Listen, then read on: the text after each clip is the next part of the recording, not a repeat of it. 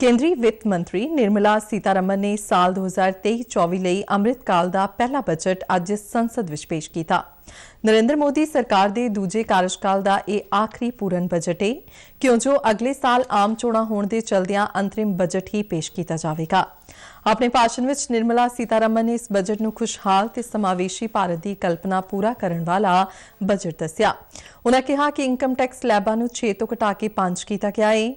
ਆਮਦਨ ਕਰ ਦੇਣ ਵਾਲਿਆਂ ਲਈ ਛੋਟ ਦੀ ਹੱਦ 5 ਲੱਖ ਤੋਂ ਵਧਾ ਕੇ 7 ਲੱਖ ਰੁਪਏ ਕੀਤੀ ਗਈ ਹੈ। ਨਵੇਂ ਟੈਕਸ ਸਿਸਟਮ ਦਾ ਬਦਲ ਚੁਣਨ ਵਾਲੇ ਟੈਕਸ ਭੋਗੀਆਂ ਨੂੰ 7 ਲੱਖ ਰੁਪਏ ਦੀ ਆਮਦਨ ਤੇ ਕੋਈ ਟੈਕਸ ਨਹੀਂ ਦੇਣਾ ਹੋਵੇਗਾ। New tax rates are 0 to 3 lakh nil, 3 to 6 lakhs 5%, 6 to 9 lakhs 10%, 9 to 12 lakh 15%, 12 to 15 lakhs 20%, and above 15 lakhs 30%. This will provide major relief to all taxpayers in the new regime. An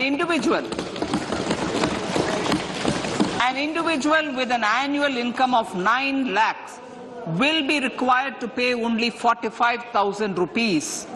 This is only 5% of his or her income. It is a reduction of 25% on what he or she is required to pay now. ਵਿੱਤ ਮੰਤਰੀ ਨਿਰਮਲਾ ਸੀਤਾਰਮਨ ਨੇ ਕਿਹਾ ਕਿ bank ਪ੍ਰਬੰਧਨ ਸੁਧਾਰ ਲਈ ਕਈ ਨਿਯਮਾਂ ਵਿੱਚ ਸੋਧ ਕੀਤੀ ਜਾਵੇਗੀ। ਕੰਪਨੀਆਂ ਦੇ ਫੌਰੀ ਜਵਾਬ ਦੇਣ ਲਈ ਕੇਂਦਰੀ ਡਾਟਾ ਸੰਸਾਧਨ ਕੇਂਦਰ ਖੋਲ੍ਹਿਆ ਜਾਵੇਗਾ, ਜਦਕਿ ਸ਼ੇਅਰਾਂ ਅਤੇ ਡਿਵੀਡੈਂਟਾਂ ਦੇ ਮੁੜ ਦਾਅਵੇ ਲਈ ਏਕੀਕ੍ਰਿਤ IT ਪੋਰਟਲ ਬਣਾਇਆ ਜਾਵੇਗਾ। ਇਸੇ ਤਰ੍ਹਾਂ ਮਹਿਲਾ ਸਨਮਾਨ ਬਚਤ ਪੱਤਰ ਯੋਜਨਾ ਦਾ ਐਲਾਨ ਕੀਤਾ ਗਿਆ ਹੈ, ਜਦਕਿ ਸੀਨੀਅਰ ਸਿਟੀਜ਼ਨ ਬਚਤ ਯੋਜਨਾ ਦੀ ਹੱਦ 15 ਲੱਖ ਰੁਪਏ ਤੋਂ ਵੱਧ ਕੇ 30 ਲੱਖ ਰੁਪਏ ਕਰ ਦਿੱਤੀ ਗਈ ਹੈ।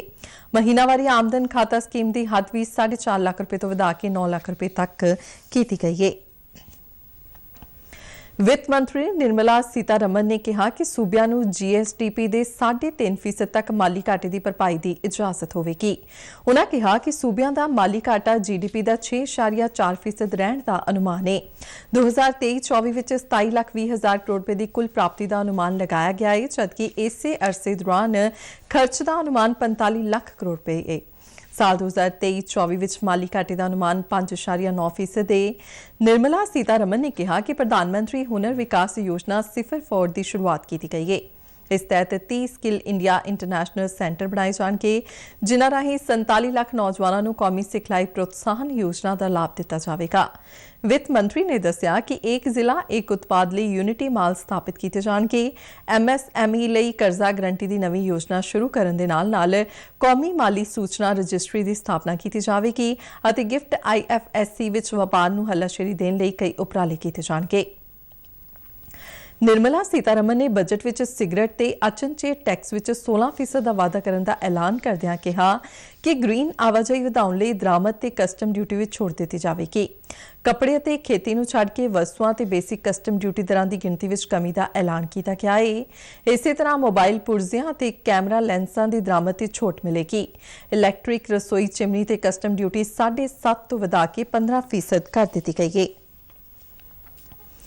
ਵਿੱਤ ਮੰਤਰੀ ਨਿਰਮਲਾ ਸੀਤਾਰਮਨ ਨੇ ਕਿਹਾ ਕਿ ਨਵਾਚਾਰ ਅਤੇ ਖੋਜ ਕਾਰਜ ਲਈ ਨਵੀਂ ਕੌਮੀ ਡਾਟਾ ਸ਼ਾਸਨ ਨੀਤੀ ਬਣਾਈ ਜਾਵੇਗੀ ਅਤੇ ਏਕੀਕ੍ਰਿਤ ਫਾਈਲਿੰਗ ਕਿਰਿਆ ਪ੍ਰਣਾਲੀ ਦੀ ਸਥਾਪਨਾ ਕੀਤੀ ਜਾਵੇਗੀ।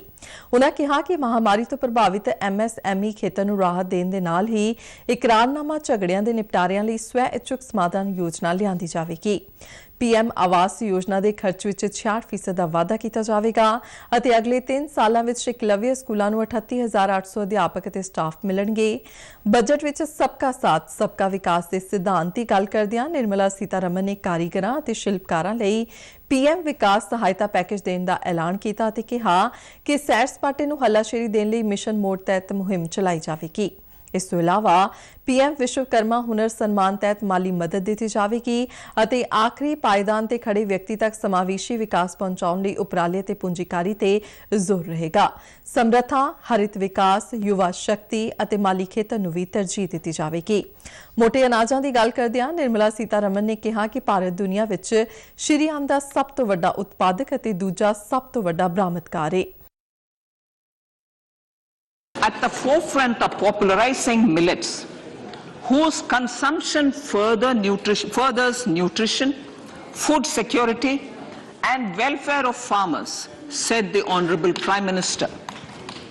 We are the largest producer and second largest exporter of Sri Anna in the world. Amrit Kaal ਦੇ ਇਸ ਬਜਟ ਵਿੱਚ ਸਪਤਰਿਸ਼ੀ ਵਾਂਗ 7 ਤਰਜੀਹਾਂ ਤੇ ਜ਼ੋਰ ਦਿੱਤਾ ਗਿਆ ਹੈ। ਇਹ ਤਰਜੀਹਾਂ ਨੇ ਸਮਾਵੇਸ਼ੀ ਵਿਕਾਸ, ਆਖਰੀ ਵਿਅਕਤੀ ਤੱਕ ਪਹੁੰਚ, ਬੁਨਿਆਦੀ ਢਾਂਚਾ ਤੇ ਪੂੰਜੀਕਾਰੀ, ਸਮਰੱਥਾ ਵਿਕਾਸ, ਹਰਿਤ ਵਿਕਾਸ, ਯੁਵਾ ਸ਼ਕਤੀ ਅਤੇ ਮਾਲੀ ਖੇਤਰ।